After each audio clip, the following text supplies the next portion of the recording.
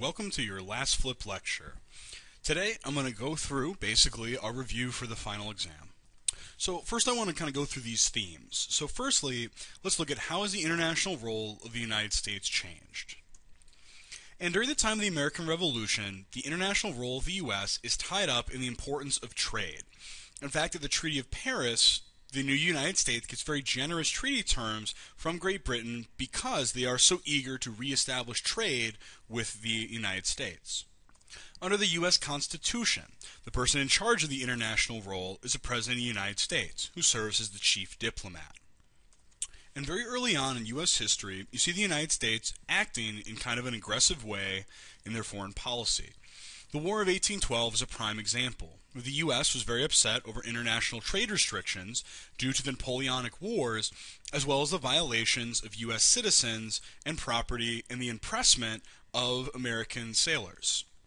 So in many ways, the War of 1812 was fought to establish the United States as basically a world player on the international stage, not to be pushed around by European powers. Then, after the War of 1812, the United States followed the policy of the Monroe Doctrine, in which the U.S. basically promised to intervene if any European country tried to get involved in the Americas. They also annexed Florida, taking that over from Spain. So the Monroe Doctrine represents a very aggressive foreign policy. So the U.S. during this period starts to act like a world power. Then the United States expanded on its idea of becoming a world power with American imperialism, where they fight in the Spanish-American War against the traditional European power of Spain. And this is a very active foreign policy. The United States gets involved with military force and helps the Cubans win against the Spanish. So after that war, the United States takes new territories. They take the Philippines, Puerto Rico, and then they annex Hawaii, not related to the Spanish-American War. So why does the United States take over these new territories and become an imperial power? One reason is economic causes. There's a lot of money to be made in imperialism, basically taking over other countries. And so the economic causes is that the United States used the Philippines and Hawaii to basically bolster trade in Asia. And Puerto Rico also helped the United States' economy. Then there's also this idea of the white man's burden, and this idea of American superiority, that Americans had both the right and the obligation to conquer people whom they considered to be savage and to civilize them, making them more American. Part of this era of American imperialism involves the Roosevelt Corollary. The Roosevelt Corollary was a policy where the United States said they would intervene in Latin America when the United States believed that it was necessary. As you can see in the political cartoon, this picture of Teddy Roosevelt acting as basically a policeman policing Latin America and ready to intervene if he believed necessary. A good example of this is Panama during the time of the Panama Canal. But the Roosevelt Corollary shows the United States taking a very aggressive and active role in international affairs. But then we have World War I, where the United States is going to practice a policy called isolationism, meaning that the United States is going to try to remove itself from the affairs of other countries and kind of the affairs of the world. And so the U.S. is going to try to not get involved in World War I. And the reason they're not going to get involved in it is because they don't think that this war involves their interests at all. It's a European war. But the Zimmerman telegram sent from Germany to Mexico, asking Mexico for an alliance and an invasion of the United States, that is going to involve the United States, and they are going to enter World War I. And in World War I, the United States is going to tip the scales in favor of the Allied powers and help them win the war against the Central Powers. Remember, the Allied powers are basically France and Great Britain, and the Central Powers are Germany, Austria-Hungary, and the Ottoman Empire. But after World War I, because of the United States' role, they are now considered to be a political and military world power, having fought and won a world war. But most Americans thought World War I had been a mistake. It had cost money, American lives, and ultimately the U.S. didn't get many benefits out of it, except for respect as a world power. So the U.S. is going to go back to being isolationist as Hitler and Mussolini and all of those characters are rising in Europe and eventually starting the Second World War. But the U.S., during World War II, before they actually get involved, they start to end this policy of isolationism. How this ends is the Lend-Lease Act. The United States began providing war materials and money for Great Britain. Essentially, the United States begins funding one side of a war, something the United States will do again in the future. And also, the United States signs the Atlantic Charter, which was basically a document signed by Great Britain and the United States setting goals for the end of World War II, even though the United States was not yet in that war. But the United States stops being completely isolationist. And that isolation is going to completely end with the bombing of Pearl Harbor. But again, the United States' international role is going to change at the end of World War II. So as we all know, the United States comes into this war on the side of basically Great Britain, the Soviet Union, and to a lesser extent, the French resistance. But at the end of the war, there was the race to Berlin, in which the United States and the Soviet Union were basically trying to see how kind of Europe was going to get divided after the war. Then at the Yalta Conference, the United States, Soviet Union, and Great Britain, they decided to divide Germany and divide Berlin. And this agreement showed that the U.S. and the Soviet Union, their alliance was actually weakening already before the war was over. At the end of this war, the United States becomes a superpower, and arguably the most powerful country in the world. It emerges as an industrial and economic power, having been the only major country not destroyed by the war. And also the United States has the atomic bomb, which, until the Soviet Union gets it, the United States is going to be the only country with an atomic bomb, and it's going to be the country with the largest nuclear arsenal. So after World War II, the Cold War once again changes the United States' role. The United States is going to follow a policy of containment. The United States, wanting to stop the spread of communism, is going to be extremely active in world affairs. The Marshall Plan is going to be economic containment, basically trying to rebuild Europe to prevent communism. Cuban Missile Crisis is another example of the United States having to be very active in the world due to the Cold War. And then there's military containment, what are known as proxy wars, where the United States is fighting the Soviet Union, but they're basically using other countries in order to fight these battles for them. Good examples of this are the Korean and the Vietnam War. But that shows the United States taking on a role as a world leader, involved in almost all the affairs of the world, and for a long period of time, basically leading half of the world. So the Cold War dominates American foreign policy, but then you have Nixon. And Nixon is going to change the international role of the U.S. a little bit. In China, the successful ping-pong diplomacy opened up China for trade, and the SALT treaties with the USSR, Strategic Arms Limitation Treaties, are going to lower tensions. This period of time is going to be known as détente.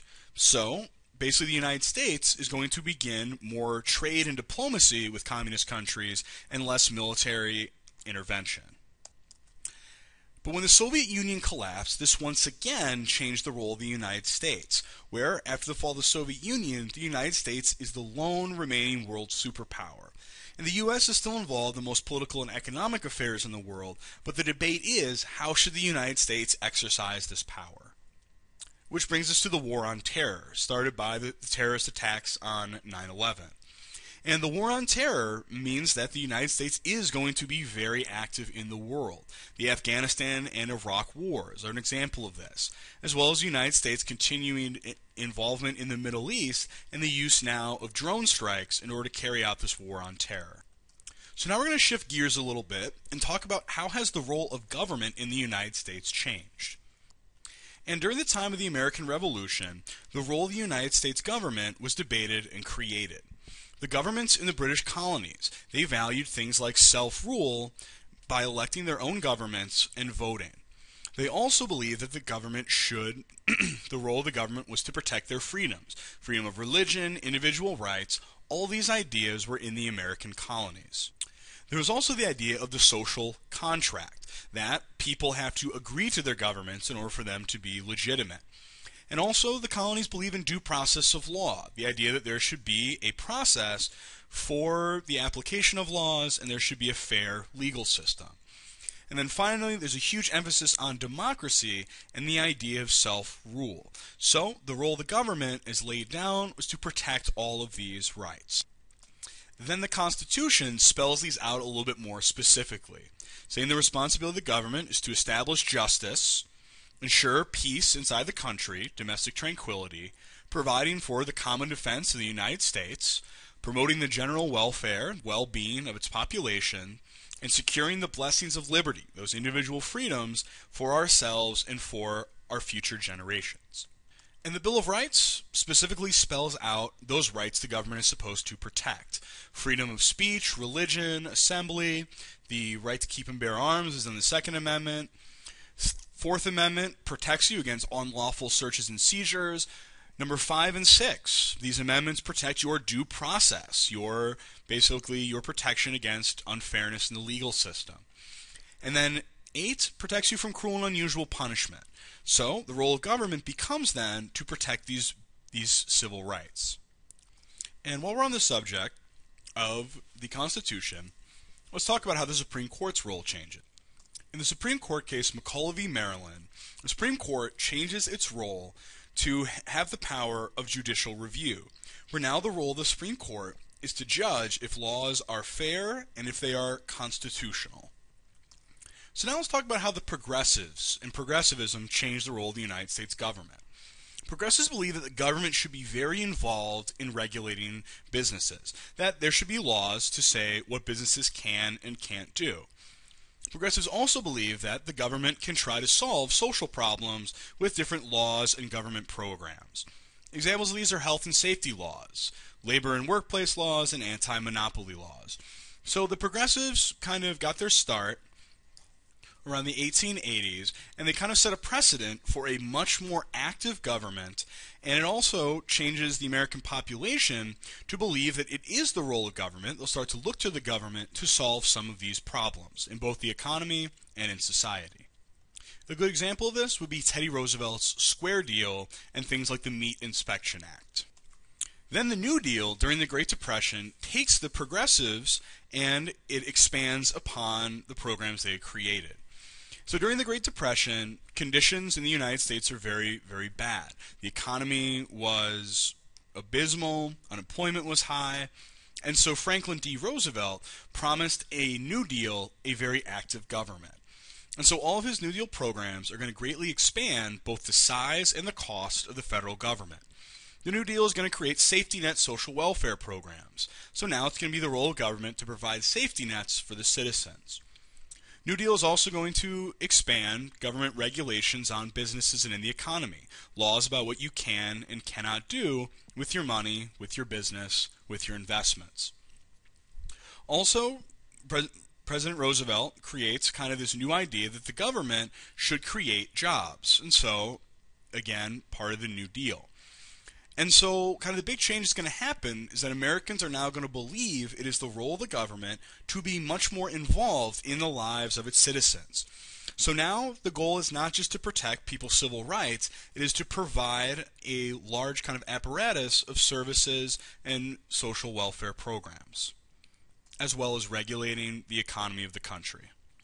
So then in the 1960s, Lyndon Johnson, President of the United States, takes on this New Deal idea and he expands it even further in something called the Great Society. The Great Society was a series of new laws and government programs, such as Medicare and Medicaid and food stamps, that the federal government is basically going to call the war on poverty. And so this is going to be the government spending money in order to try to combat poverty and social problems in the United States. This is going to lead the federal government to become more powerful. And so it's really going to kind of expand on that idea of the New Deal, that the government should be much more involved in the lives of its citizens. So the Great Society and the war on poverty, again, is going to expand the role of government. And the civil rights movements in the 1950s and the 1960s mean that the role of the federal government is going to change to include protecting the civil rights of its citizens.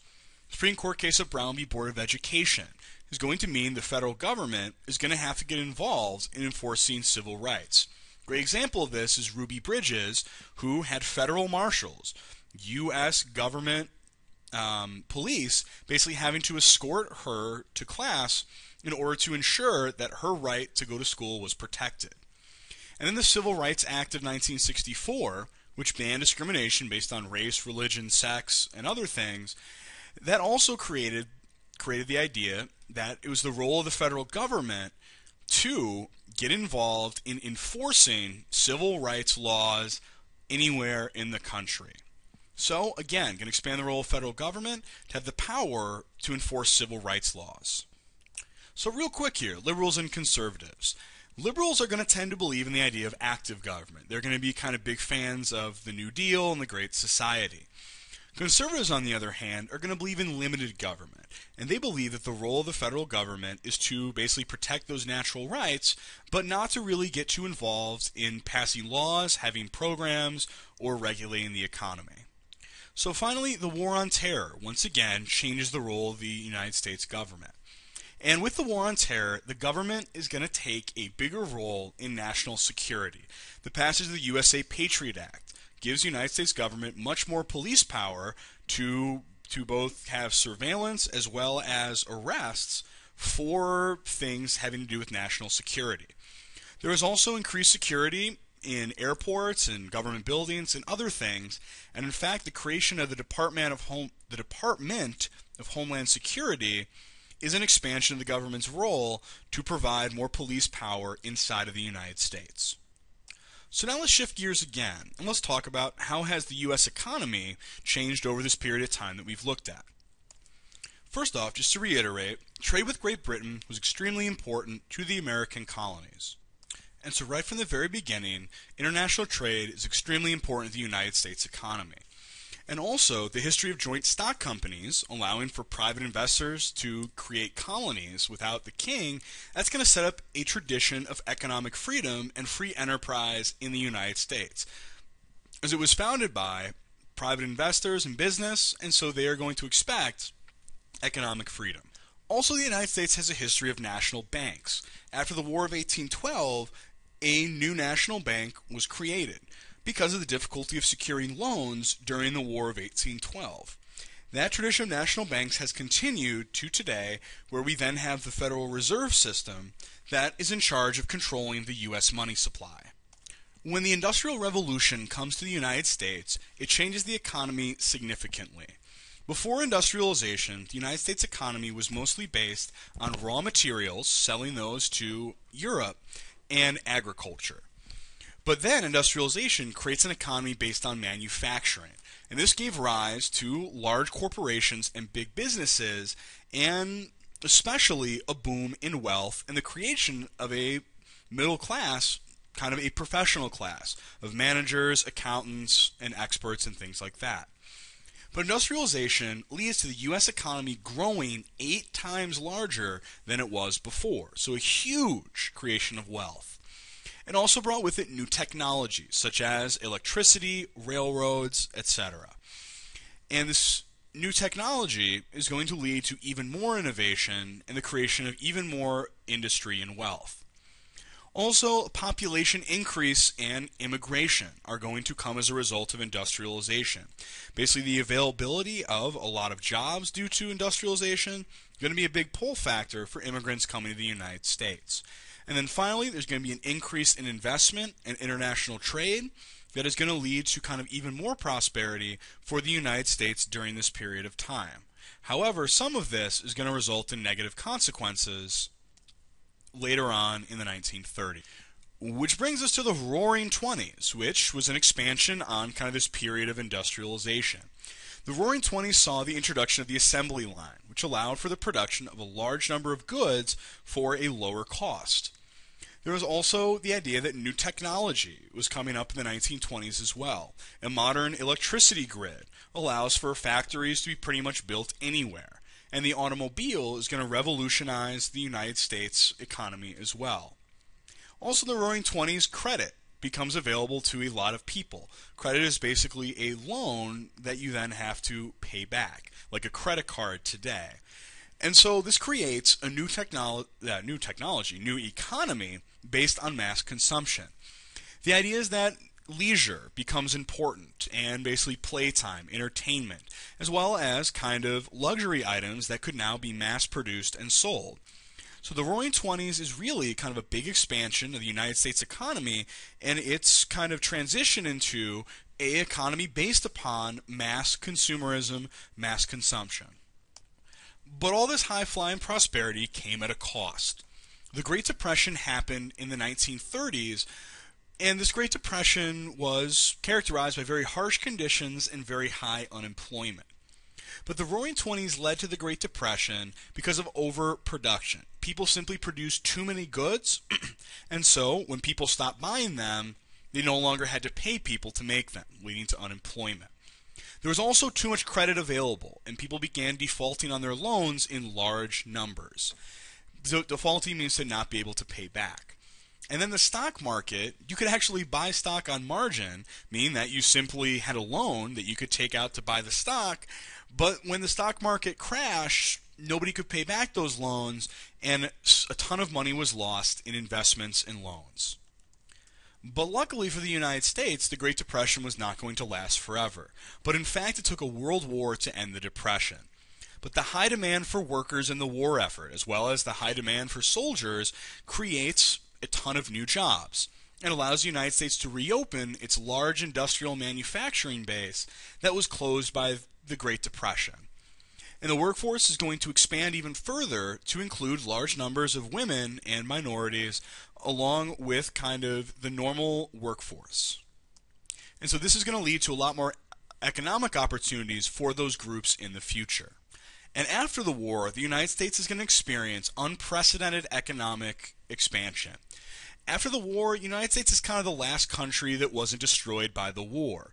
So as a result of that, there's a huge post-war economic boom where factories are retooled to produce new items as opposed to tanks and planes.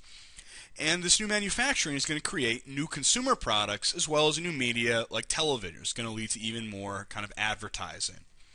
But all of this kind of American prosperity leads to something known as the affluent society, where average incomes are going to triple and Americans are going to experience kind of this time of great economic success and the availability of all sorts of new consumer items. However, most of this comes from the fact that there isn't much economic competition from the countries that have been destroyed in the war. By the 1980s, the United States had kind of been on a path of progressivism in terms of the economy. Kind of the Square Deal, then the New Deal, and the Great Society had created a lot of government regulations and had raised taxes on Americans. A large group of Americans called the Great Silent Majority, or the Forgotten Americans, you should probably remember them from first semester, they reacted against the expansion of government programs and the regulations and taxes on businesses that came from the New Deal and the Great Society. So Reaganomics came in to basically do the exact opposite. Under Reaganomics, taxes were lowered, a lot of the government programs were cut, as well as many of the government laws and involvement in the economy. So if you want to think about Reaganomics, it's kind of the opposite of the Progressives, the New Deal, the Great Society. So the 80s experienced a time of economic boom, but many people disagree about whether Reaganomics caused that or not. Then finally we come to today's economy, known as the new economy, christened in 1983. And the new economy means that manufacturing is going to be down. A lot of products are no longer made in the U.S., and it's no longer the basis of our economy. Instead, we are a service economy, an economy that primarily provides services, telephone services, internet, doctors, lawyers, business people, that sort of thing. And most of this new economy is based on technology. And it's also a very globalized economy, and that relies on increased trade and multinational companies. A great example of this is Apple. The idea that Apple is an American company and has most of their headquarters and employees in the United States, but those Apple iPhones, which are technology and basically kind of service-based, they're manufactured in China. So the idea of the globalized economy. So now I want to run through how has American society changed kind of over this period of time. And to kind of go back to the founding of the country, colonists came to the Americas for religious freedoms, economic opportunities, as well as political freedoms. So these ideas are very much a part of American society. And the First Continental Congress, in response to the Coercive Acts in Boston, is a great example of this, because this is the start of American society as a whole. because it was the first time the colonies united under one government. That all these different colonies, these different states that were formed for different reasons, formed together to make a diverse but united States of America. So ideas important in American society. Social contract theory. The idea that we all agree to give the government power and obey those laws. Natural rights are also very important in American society. The idea that every individual has these rights. And another important value is equality under the law. And kind of the progress of American history has been to make the society more equal. So a couple of other things in American society. During the 1800s, there was this idea called manifest destiny. It was the idea that God had given the United States a destiny to expand west to the Pacific Ocean and to become a very powerful nation. This is kind of a part of the idea that Americans view themselves through American exceptionalism, that it is a special country set apart because of its unique values. And during the First World War, Woodrow Wilson created his 14 points, which drew on American society's beliefs in order to form basically the cause for the United States to fight in World War I. And ultimately said that Americans were fighting to make the world safe for democracy. But it's this idea of what is important in American society, and then Woodrow Wilson said that is what we're going to fight for in World War I. Then American culture changes a little bit in the Roaring Twenties. Creates kind of a culture of excess and entertainment.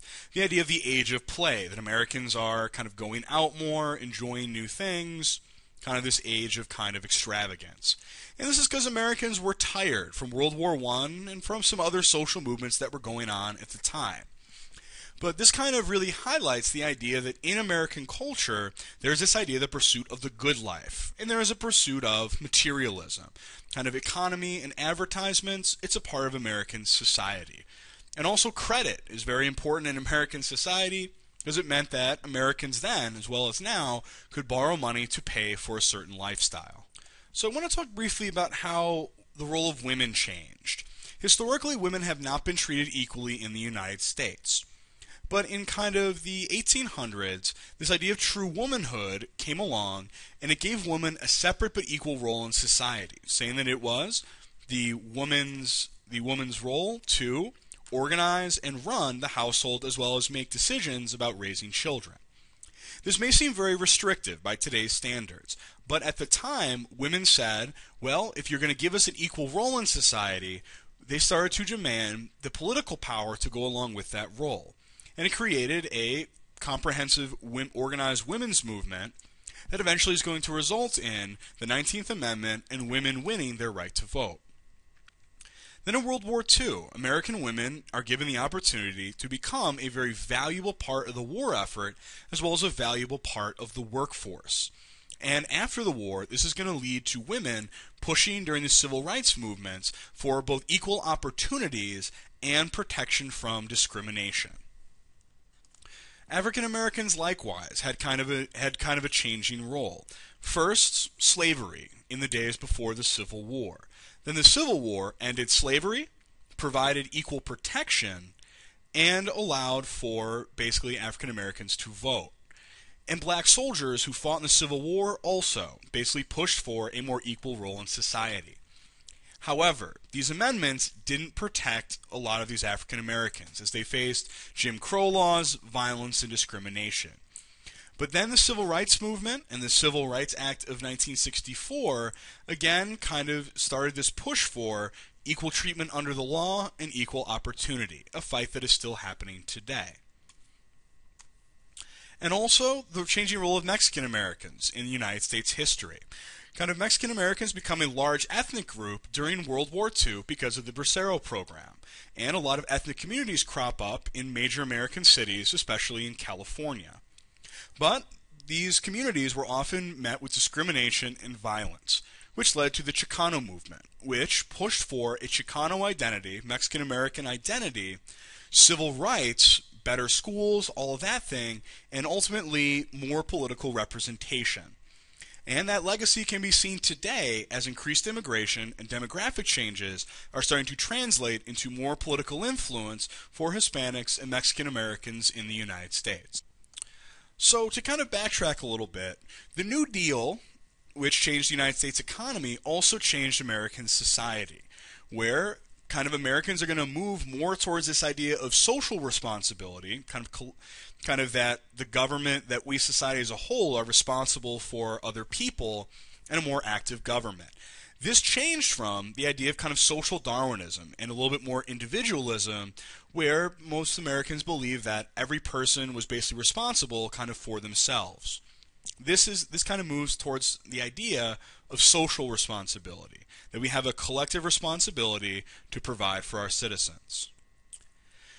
Then World War II and the Cold War are also going to change American society with the creation of something called the American religion, the civil religion, basically the belief in American ideals. And this American religion is going to be created in the Cold War in order to set the United States apart from the communist Soviet Union. So the American religion is going to involve nationalism, a strong belief in the United States, as well as the belief in American democracy. It's also going to mean a belief in capitalism and consumption. The idea that communism kind of is the opposite of capitalism, so Americans have to be very strong capitalists. And then ultimately the American religion is going to involve a belief in God.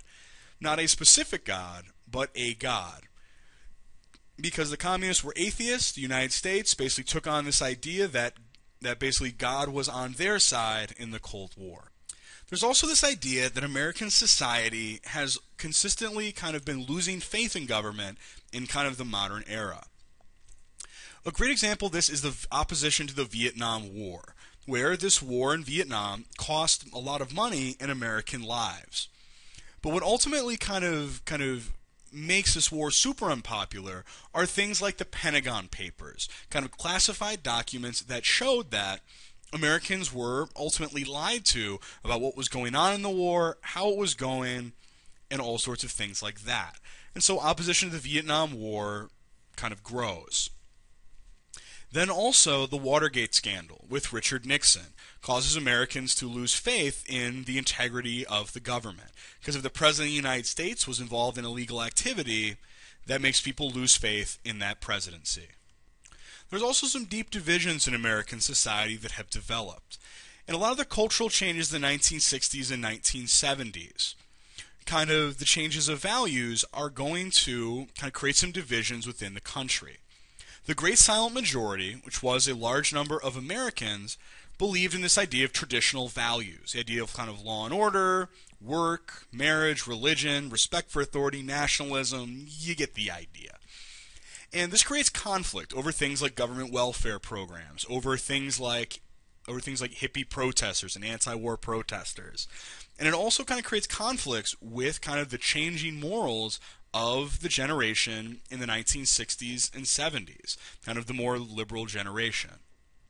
And these divisions are actually still around today. There's a huge debate over what it means to be an American. There's a debate over what are American values. And ultimately, Americans are still divided over questions of the role and the size of government welfare programs, values and morals, and social issues such as religion, environment, crime, poverty, and all of those things. So these divisions that kind of started decades ago, they're still around today. So now finally, we're going to do a brief run-through of the second semester. So starting with the American Revolution, let's look at why. First off, why did people come to the Americas to form these colonies? Well, it had a lot to do with the Protestant Reformation, the idea that there are these new religious groups that were formed that are going to be persecuted in England by the Church of England, the church created by Henry VIII. Also, people are going to come because of unemployment and a desire for economic opportunities. When they come to the United States, the Americas, these colonists kind of create these ideas that are going to lead to a separation with Britain. They're going to come to value self-rule as well as their elected governments and the idea of the social contract. So they're going to reject any government that they do not agree, that they say they did not agree to follow. French and Indian War is going to create disagreement over those taxes to pay for it, as well as the role of the colonies after it was over. The colonies expecting to be treated a lot more equally and expecting that the British would not tax them.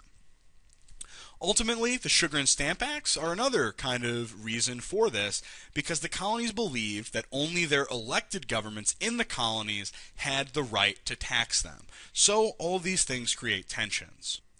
Then the United States decides to become the United States by declaring independence. The reason they do this is that the Continental Army had had some early military success, so it looked like they could win. Also, Thomas Paine's common sense had changed public opinion in favor of independence. Then finally, the British refused the Olive Branch Petition, meaning that the colonies would not be able to simply get peace with Britain, so they decided to declare independence. And this Declaration of Independence had a couple of values in it. The principles were natural rights, life, liberty, and pursuit of happiness, the idea of the social contract, as well as the equality of all citizens. So it's one thing to declare independence, it's another to win it. So in the Revolutionary War, the colonies decided to form alliances with other European countries, eventually getting an alliance with France, and also they tried to drag out the war as long as possible to weaken support for the war in Great Britain. And eventually that's going to succeed. And one of the biggest turning point of the Revolutionary War was the Battle of Saratoga, because the colonial victory meant that France was going to enter the war and give the United States the support they needed to win the war. Then at Yorktown, the British are going to surrender, and this is going to be the end of the war. So the Treaty of Paris is going to end the American Revolution.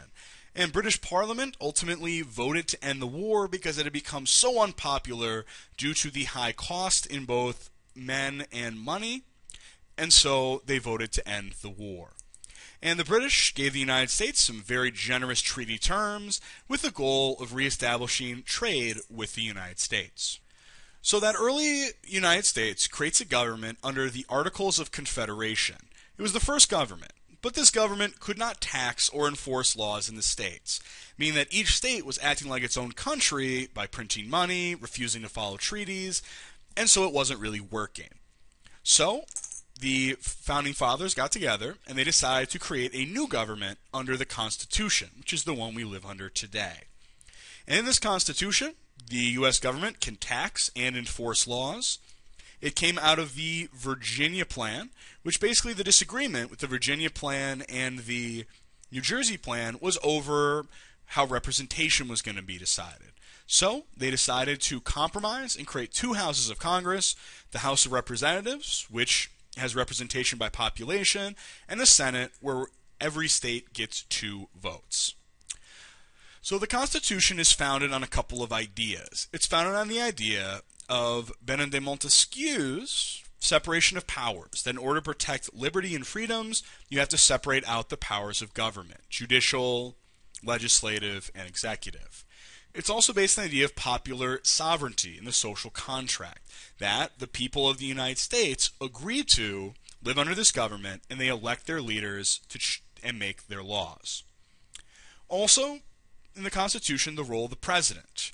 He has a lot of different roles: the chief executive, the chief diplomat, the commander-in-chief, the chief of state, and the legislative leader. Congress, their job in the Constitution is to make laws. The Supreme Court has the power of judicial review, meaning they get to judge the laws. And then federalism is basically the idea that the states and the federal government were going to share power. So, a brief reminder of the rights and responsibilities of U.S. citizens. Your rights are protection from unfair treatment by your government. You reserve basic freedoms like the freedom of speech. You are entitled to due process of law in the legal system, and ultimately your rights are spelled out in the Bill of Rights.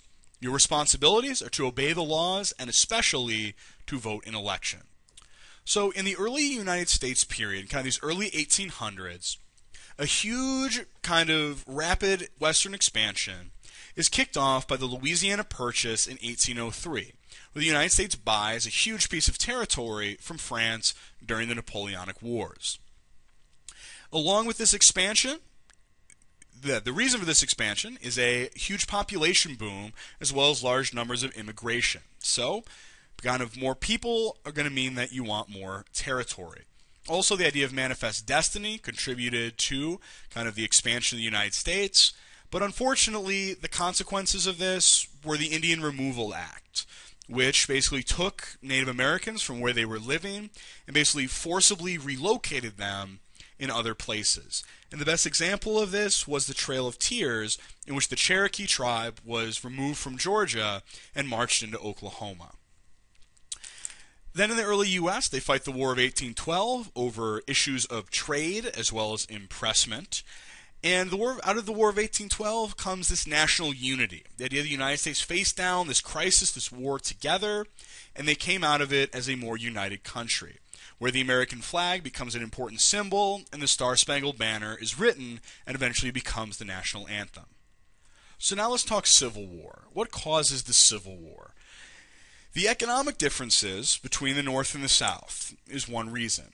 The South was based on agriculture, the North was based on industry. Also, one society had slavery, the South, the other did not.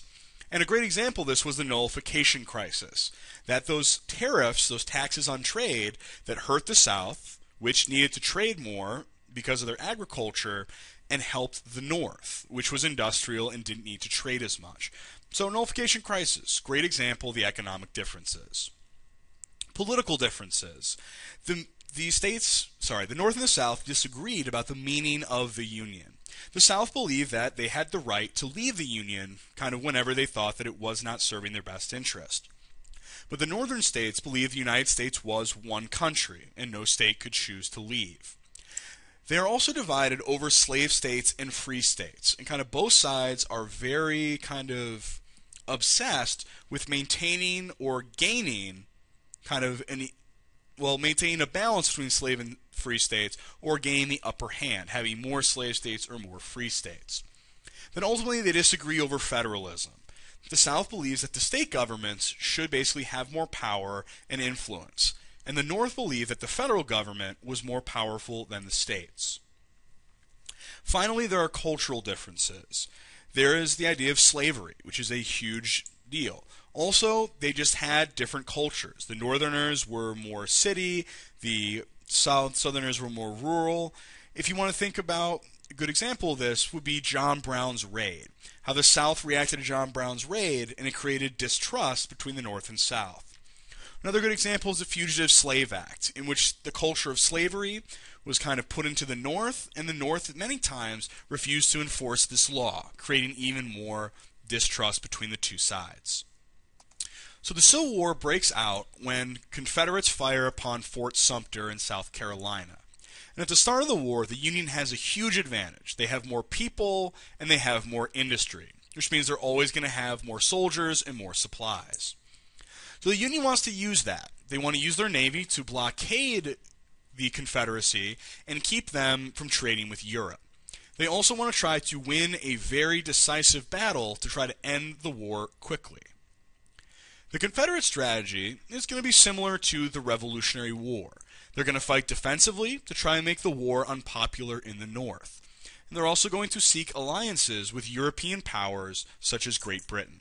So a couple of battles of the Civil War. Fort Sumter is what starts it, and the Confederates fire on there. Then, in 1862, the Confederacy decided to invade the North to try to affect the election of 1862. Remember, they're trying to make the war unpopular, trying to get Americans to vote to end the war. But Antietam, the Confederacy does not win this battle. It kind of ends up in a tie. But the result of this is that Great Britain is going to stay out of the war. They're going to say, Confederacy, you haven't proved that you can win. And so the Confederacy were forced to retreat back in the South. Then 2 years later, the Confederates are going to invade the North again to try to affect the presidential election of 1864. At the Battle of Gettysburg is going to be the major turning point of the Civil War. The Confederacy, which had been winning most major battles up to this point, is going to lose a third of their army. And also, Great Britain is going to decide not to enter the war, so the Confederates were then on their own. So while the war is going on, the meaning of the war is changed. President Abraham Lincoln, basically, he starts changing the meaning of the war with the Emancipation Proclamation, which freed all the slaves, but only in the Confederacy. But he changes the meaning of the war by signaling that the war is going to mean the end of slavery. Then in the Gettysburg Address, he doubled down on this by talking about a new birth of freedom. making the war about slavery and about the meaning of freedom in the United States. So the Civil War comes to an end with kind of two major campaigns.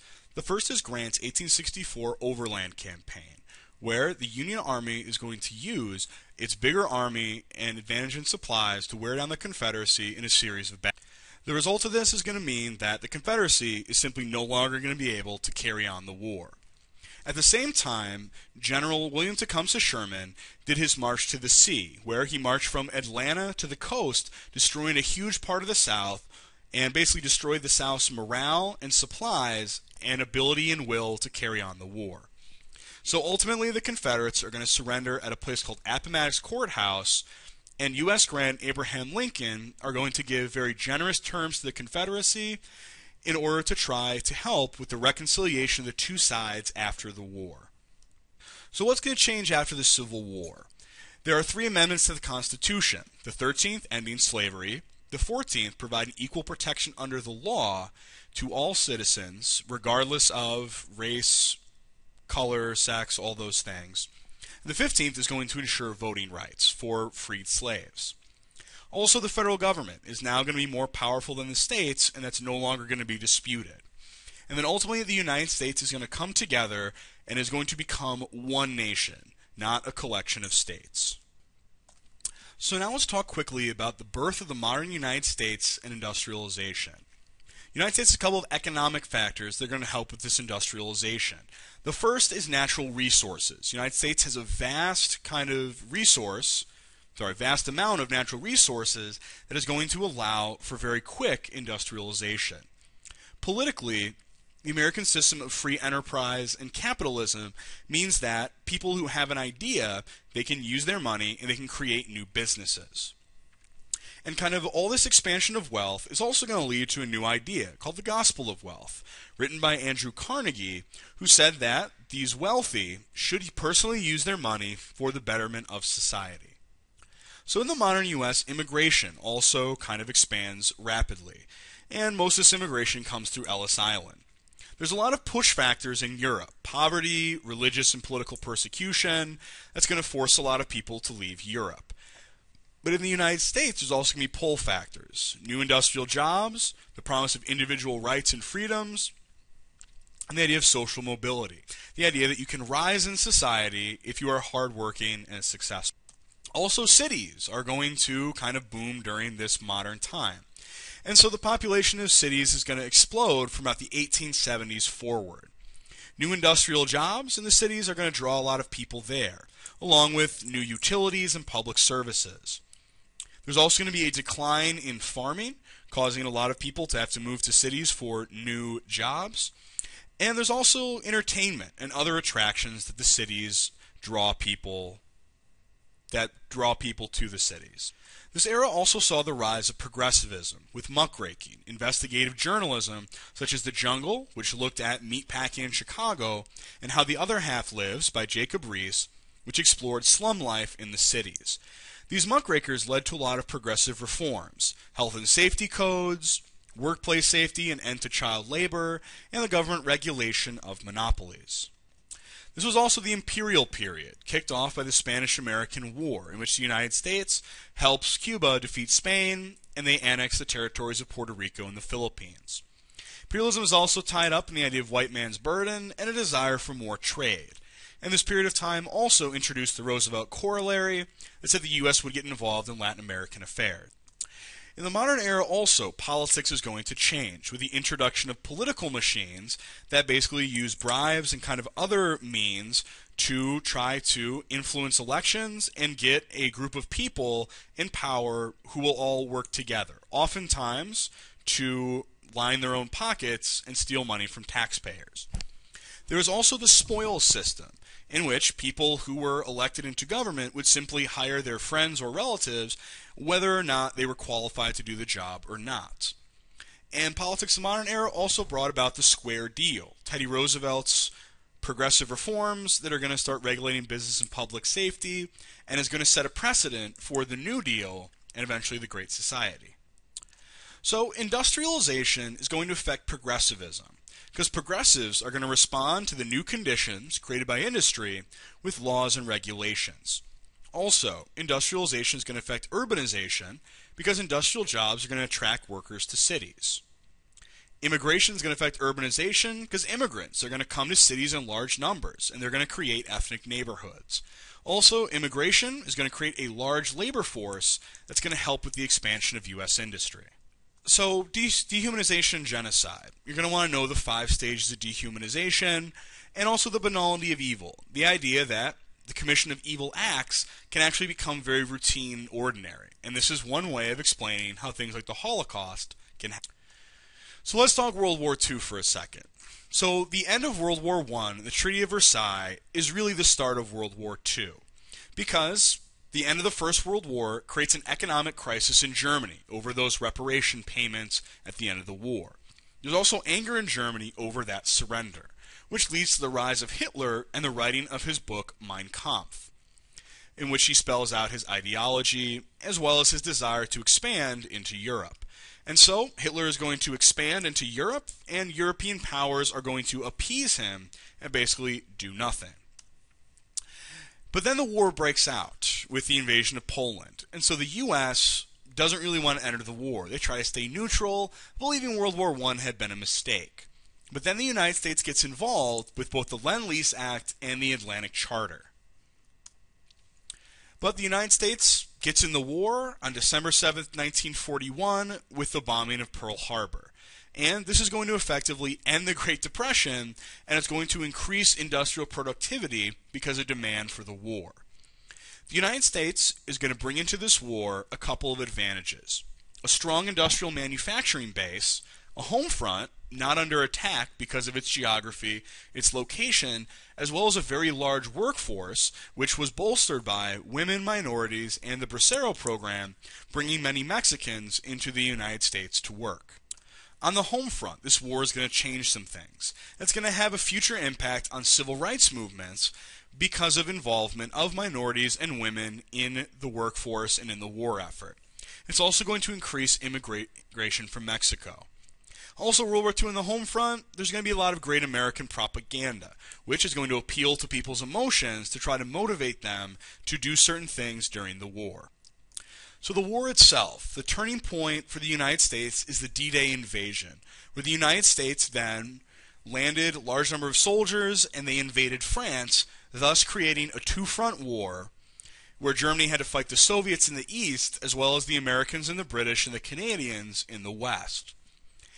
The Yalta Conference was during the war in which the Allied powers decided to divide Germany, which then was a factor that was important in the Cold War. In the Pacific, there was that island hopping, where the United States was basically moving island to island closer to Japan. And then finally, the atomic bomb decision made by Harry Truman was because the United States wanted to avoid the invasion of Japan, believing it to be too costly to American lives. So the United States sent the Potsdam Ultimatum demanding Japan's surrender, and when it was refused, the United States dropped two atomic bombs, one on Hiroshima and the second on the city of Nagasaki. But after the Second World War, a lot of things are going to change. The Marshall Plan is going to involve the United States helping to rebuild Europe after the destruction of the war. The United Nations is going to be created as an international body trying to prevent another world war from happening. And then ultimately, the United States is going to emerge as one of two world superpowers. So, real briefly, a run through economics. Supply and demand determines value. The supply of a product, as well as the demand for it, determines how much it is worth. The money supply is the amount of money available in the economy. Inflation is when money loses value because there is too much of it. Scarcity is the idea that there are limited resources, scarce resources, to meet the needs and wants of people. An incentive is something that motivates somebody to do something, like money, like you go to work because they pay you money. And so that's what an incentive is. Then an entrepreneur is somebody who risks their own money to start and operate a business. Capital are money or assets owned and used for investment in a business. A stock is a piece of a company that you can buy that makes you a part owner. A budget is a plan predicting total income and expenditure for a period of time, and your debt is the total money owed. All money spent more than made. And so that's about it for my final exam review. Study hard, good luck,